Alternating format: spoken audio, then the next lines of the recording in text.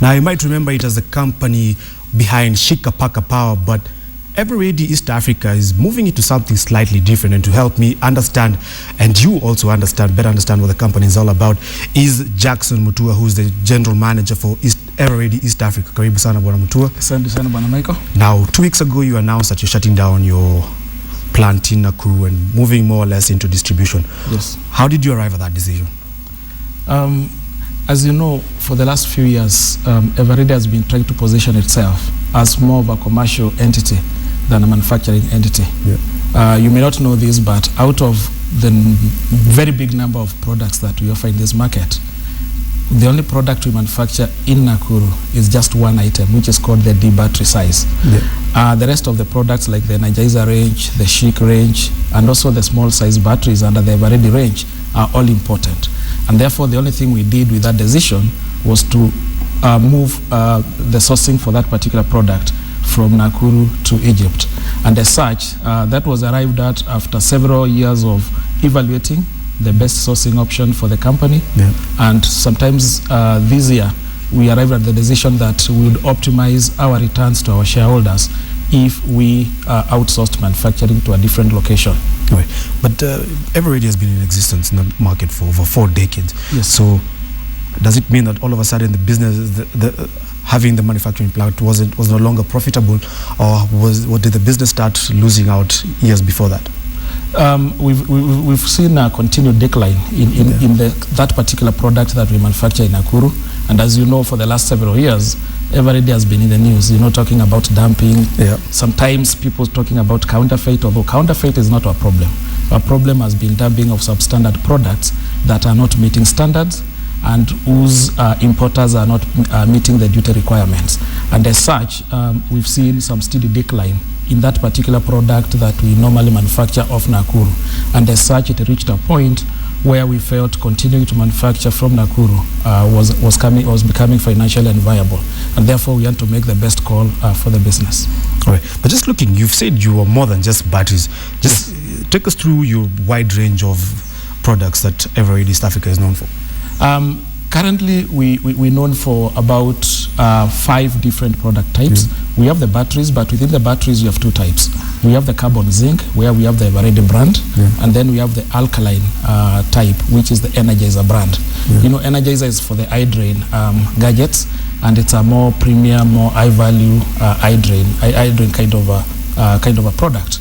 And then we have the lighting range, where we have the flashlights and the lanterns. Again, that's under both the Eveready and the Energizer brand. And then we've got the shaving category under the brand Chic, and that we've got both the men's, the women's, the systems, and the disposables. And in the last 2 months, we've gone into the automotive car battery segment, where we've brought in a product under the name Turbo. And we've got both the maintenance-free and the vented type of batteries. And therefore, that's part of our diversification program, which is the core of the strategy that resulted in the outsourcing of manufacturing. Just looking at it, it seems that Eveready has that distribution channel already going for it. Yes. So is there any other products that you're looking to bring online, or since you already know the market and the needs of certain products in the market? So are you looking to bring other products on board? Yes, we are. Actually, we're working off a 5-year strategic plan that was approved by our board last year. Within that plan, we intend to introduce not less than 5 new product lines within the plan period. We've already started with the automotive battery, which is normally called starter battery.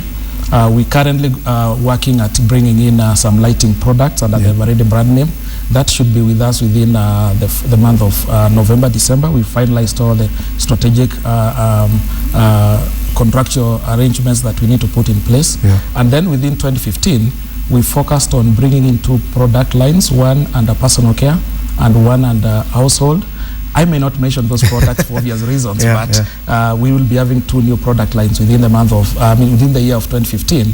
And then in 2016, we will be bringing in the 5th and the final item under the 5-year plan. All right. Just looking at Eveready, obviously diversification is key. No business can remain static. Yes. But you recently said that you're also looking at something like real estate. Yes. And that even saw great interest in your share, which spiked significantly during the day's trade. But just looking at real estate, what's the thinking behind real estate, and what exactly do you have planned with real estate? Maybe just to clarify something, I'm not sure whether the rally in shares was purely due to the real estate aspect of that strategy, because we put out our own comprehensive strategy, whose main focus was diversification, not just the real estate. The real estate was more as a result of outsourcing manufacturing. But now that you've said that, if you know where the facility is in Nakuru, we're currently sitting on about 18.5 acres of the most prime land in Nakuru. That's a property that's worth over $1 billion in terms of value. And therefore, when we look at the opportunity it presents to our business in as far as us participating in the high value real estate sector, then it gives the business a significant opportunity for us to be able to venture in that particular direction. And that's the reasoning behind our need to venture in that direction. And if you recall, sometimes last year, we actually formed a company under the name Flamingo Kenya Limited. That's a special purpose vehicle that we intend to utilize to actualize our real estate business. Does that mean knocking down the plant and putting up new structures, and what exactly are you looking to get out of the real estate business? Looking at the position or the location of the facility and looking at the opportunities available to us, we're evaluating several options, mainly either going into a business park or a shopping mall, and then maybe putting in other auxiliary properties around that. And we believe that with those particular properties, then we are able to create a sustainable income revenue stream for the business in the future. Quite very briefly, and just to wind up, you shut down, and almost 2 days later, Cadbury also announced shutting down. Is that an indication of, is that shining a light into the manufacturing sector, or is it just something that is isolated? No, it's not isolated, because this is not the first time we are dealing with companies shutting down manufacturing in Kenya.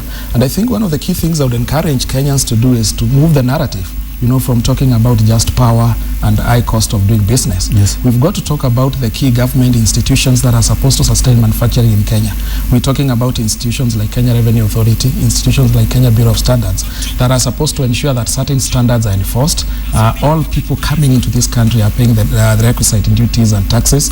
And if we don't do that, because there's a lot of dumping going on, it's not just about the cost of power. If we don't do that as a country, then we'll continually lose key manufacturers in this country to those locations that have been able to deal with some of those issues that are affecting manufacturing in Kenya. All right. Thank you very much, Jackson Mutua. That has been Jackson Mutua, just shedding more light on Eveready's diversification plan, and perhaps a call out to government to ensure that they are supporting local businesses to thrive.